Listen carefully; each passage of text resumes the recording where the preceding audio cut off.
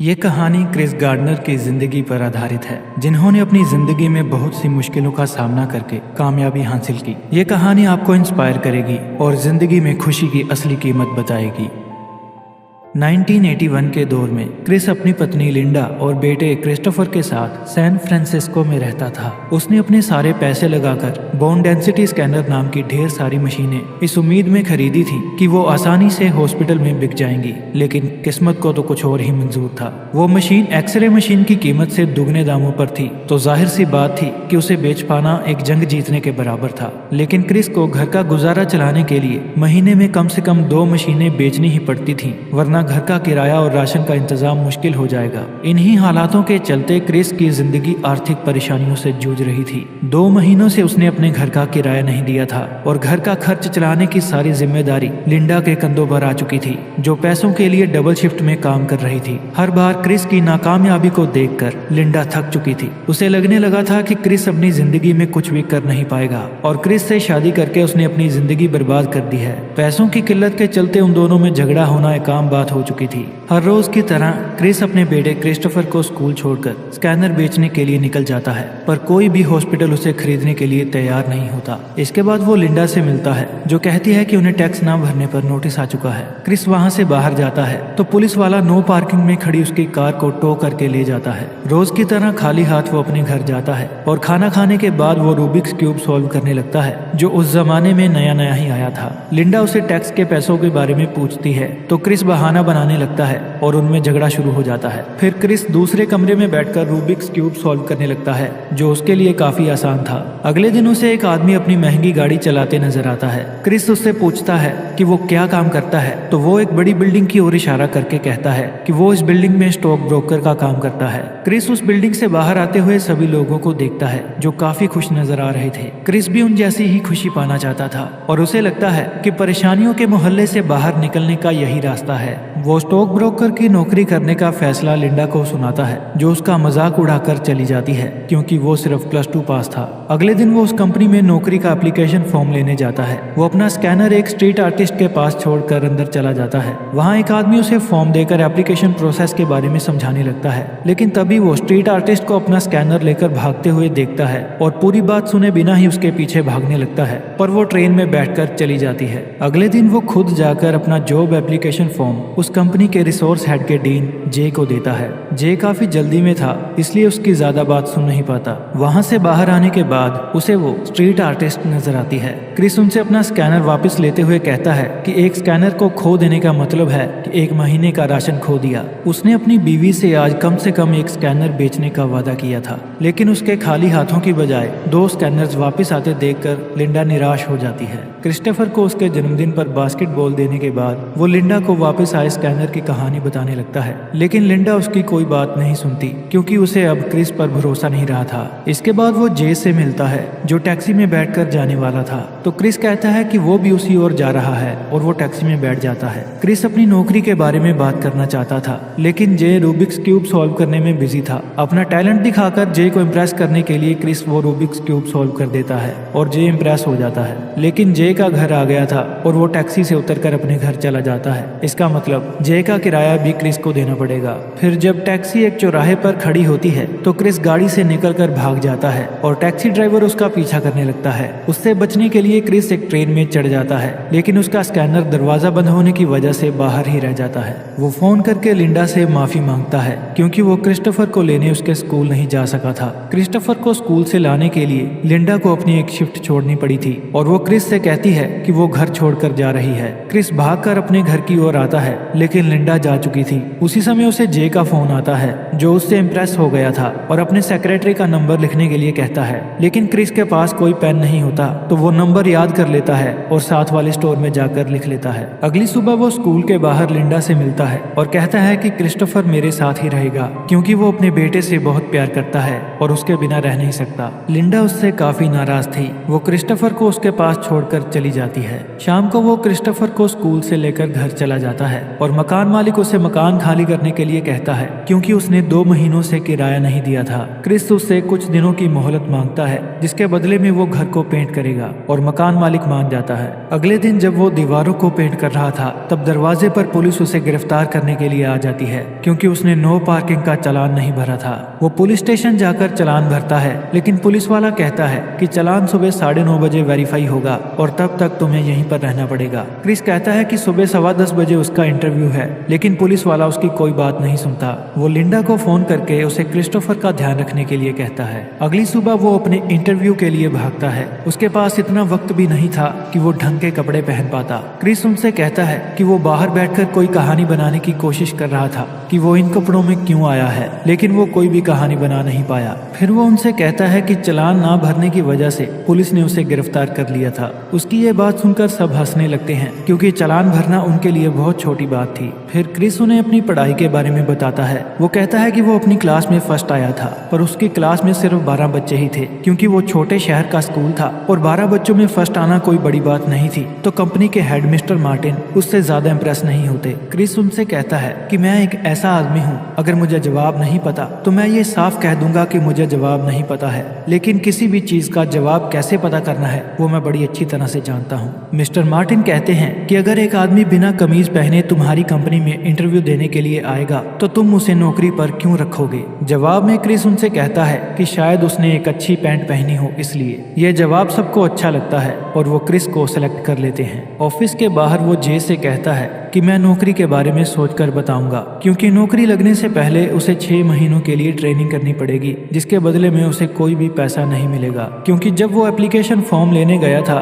तब उस street artist की वजह से क्रिस सारी शर्तें ध्यान से सुन नहीं पाया था। रात को लिंडा क्रिस्टोफर को लेकर वापस आती है और कहती है कि उसे न्यूयॉर्क में वेट्रेस की जॉब मिल गई है, लेकिन क्रिस कहता है कि वो क्रिस्टोफर को अपने साथ ही रखेगा। क्रिस पता नहीं क्रिस्टोफर को कैसे पालेगा, ये सोचकर लिंडा रोती हुई वहां से चली जाती है। फिर क्रिस जे को फोन करके कंपनी ज्वाइन करने के लिए कहता है। वो अपना सामान लेकर एक सस्ते मोटल में रहने के लिए चला जाता है। फिर क्रिस्टोफर एक बास्केटबॉल प्लेयर बनने की बात कहता है, पर क्रिस कहता है कि वो एक बड़ा प्लेयर नहीं बन पाएगा, जिससे क्रिस्टोफर का कॉन्फिडेंस गिर जाता है। उसका उदास चेहरा देखकर क्रिस उससे कहता है कि किसी से भी ये बात मत सुनो कि हम अपने सपने पूरे नहीं कर सकते, चाहे वो तुम्हारा बाप क्यों ना हो। अगर हम ठान ले तो हम कुछ भी कर सकते हैं। एक स्कैनर बेचकर उसके पास कुछ पैसे आ जाते हैं जो गुजारा करने के लिए काम आएंगे। फिर क्रिस अपनी ट्रेनिंग पर चला जाता है। सभी कैंडिडेट्स में से सिर्फ एक कैंडिडेट की ही सिलेक्शन होगी। क्रिस के लिए वहां टिकना आसान नहीं होगा, क्योंकि ना तो वो अच्छे स्कूल कॉलेज में पढ़ा था और ना ही उसे स्टॉक मार्केट की कोई जानकारी थी। ट्रेनिंग इंचार्ज बताता है कि पिछले साल एग्जाम में एक कैंडिडेट के 96% मार्क्स आने के बावजूद भी कंपनी हेड ने उसे सिलेक्ट नहीं किया था, क्योंकि एग्जाम के अलावा और भी बहुत सारी चीजें देखी जाती हैं और वो सबको मेहनत करके 100% मार्क्स लाने के लिए कहता है। बाहर आकर उसे मिस्टर मार्टिन मिलते हैं, लेकिन वो उनसे लंबी बातचीत नहीं कर पाता, क्योंकि एक भिखारी उसका स्कैनर लेकर जा रहा था जो स्टेशन पर छूट गया था। क्रिस उसके पीछे भागता है, पर उसकी कार के साथ टक्कर हो जाती है और उसका एक जूता भी खो जाता है। उसे जूते के बगैर ही ऑफिस जाना पड़ता है। क्रिस पर पहले ही बहुत प्रेशर था और उसका ट्रेनिंग इंचार्ज अपने पर्सनल कामों के लिए हमेशा क्रिस को इधर उधर भगाता रहता था, जिसकी वजह से उसके काफी जरूरी काम छूट जाते थे। उसे अपने सारे काम खत्म करने के बाद क्रिस्टोफर को स्कूल से लेकर काफी लंबा सफर करके घर जाना पड़ता था, इसलिए वो अपने फोन का रिसीवर नीचे नहीं रखता था और लगातार फोन करके वो अपने 8 मिनट बचा लेता था। वो पानी भी नहीं पीता था ताकि उसे वॉशरूम न जाना पड़े। जो काम उसके साथी 9 घंटों में पूरा करते थे उसे वो 6 घंटों में पूरा करना पड़ता था। ऐसे ही चलते हुए 2 महीने बीत चुके थे,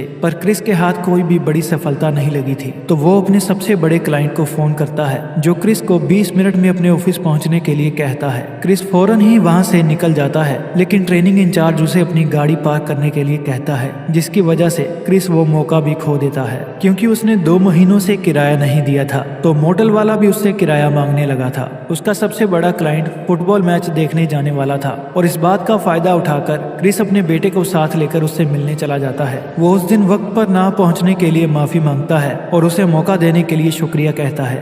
फिर वो आदमी उन्हें अपने साथ फुटबॉल मैच देखने के लिए बुला लेता है। मैच के दौरान वो क्रिस से कहता है कि मैं तुमसे इम्प्रेस हूँ, लेकिन इसका मतलब ये नहीं कि मैं तुम्हारी कंपनी में पैसे लगाऊंगा। क्रिस की वहाँ बात नहीं बनती, लेकिन क्रिस्टोफर काफी खुश था जो मैच एंजॉय कर रहा था। अगली सुबह उसे इनकम टैक्स का नोटिस मिलता है। क्योंकि उसने टैक्स नहीं भरा था तो डिपार्टमेंट ने उसके बैंक अकाउंट से टैक्स के पैसे काट लिए थे। वो पैसे उसके लिए बहुत जरूरी थे क्योंकि उन्हीं से उसका गुजारा चलने वाला था। फिर वो अपने एक दोस्त के पास उधार के पैसे वापस मांगने जाता है, लेकिन उसका दोस्त उसे पैसे देने से मना कर देता है। कुछ देर बाद उसे वो भिखारी फिर से नजर आता है और क्रिस अपना स्कैनर वापस ले लेता है। वो जगह जगह जाकर उसे बेचने की कोशिश करता है और एक डॉक्टर उसे खरीदने के लिए मान जाता है, लेकिन वो स्कैनर खराब हो चुका था, इसलिए वो बिक नहीं पाता। सबसे बड़ी परेशानी तो तब आती है जब वो मोटेल वापस जाता है। मोटेल वालों ने उसका सामान बाहर निकाल कर कमरे को ताला लगा दिया था क्योंकि उसने किराया नहीं दिया था। ये देखकर उसकी हालत बहुत खराब हो जाती है।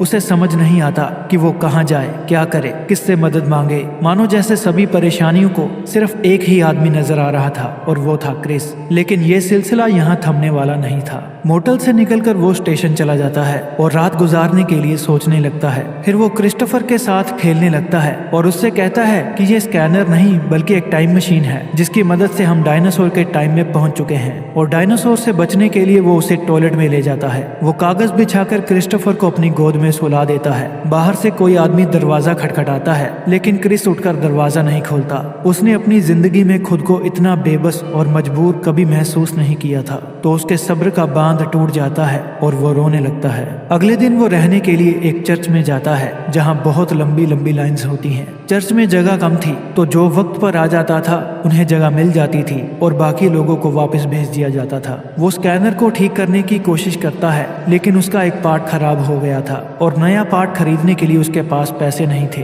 अब क्रिस की परेशानियां दुगनी हो चुकी थी। उसे वक्त से पहले अपना सारा काम खत्म करके अपने बेटे के साथ चर्च की लाइन में लगना पड़ता था ताकि उन्हें जगह मिल सके। ये स्ट्रगल उसकी जिंदगी का सबसे मुश्किल दौर था, जिसकी वजह से वो खाना पीना भी भूल चुका था। उस चर्च में क्रिस की तरह सैकड़ों लोग थे जो अपनी जिंदगी की परेशानियों से जूझ रहे थे। अगले दिन वो अपनी इंटर्नशिप का फाइनल एग्जाम देता है, लेकिन उसके चेहरे पर नौकरी मिलने का कॉन्फिडेंस नहीं होता। वहाँ से बाहर आकर उसे मिस्टर मार्टिन मिलते हैं जो अपनी टैक्सी का किराया देने के लिए क्रिस से $5 उधार मांगते हैं क्योंकि वो अपना पर्स भूल आए थे। क्रिस के पास बहुत कम पैसे बचे थे, पर फिर भी वो $5 दे देता है। आज रात उन्हें चर्च में जगह नहीं मिलती तो वो क्रिस्टोफर के साथ ट्रेन में ही सो जाता है। पैसे इकट्ठा करने के लिए वो अपना खून बेचता है और उन पैसों से स्कैनर का पार्ट खरीद कर उसकी रिपेयर करता है। फिर वो स्कैनर बेचकर कुछ पैसों का इंतजाम करता है ताकि आज रात वो होटल में जाकर आराम से सो सके और कुछ देर के लिए अपनी सारी परेशानियां भुला सके। अगली सुबह वो क्रिस्टोफर के साथ बीच पर जाता है और कुछ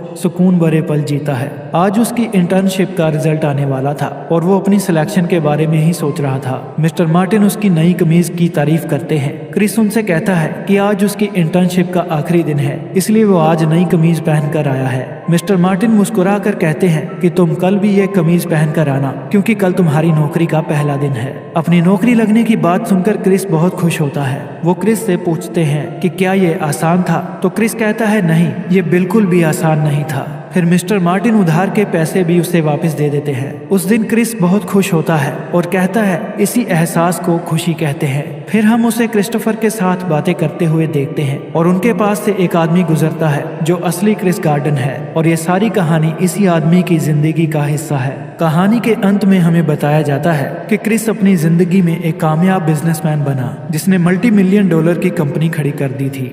किसी शायर ने खूब लिखा है, मुश्किलों से भाग जाना आसान होता है, हर पहलू जिंदगी का इम्तिहान होता है। डरने वालों को मिलता नहीं कुछ जिंदगी में, लड़ने वालों के कदमों में जहान होता है। अगर आपको ये कहानी हेल्पफुल लगी है तो वीडियो को अपने परिवार और दोस्तों के साथ शेयर करें, वीडियो को लाइक करें, हमारे चैनल को सब्सक्राइब करें और कमेंट्स में अपने व्यूज जरूर बताएं।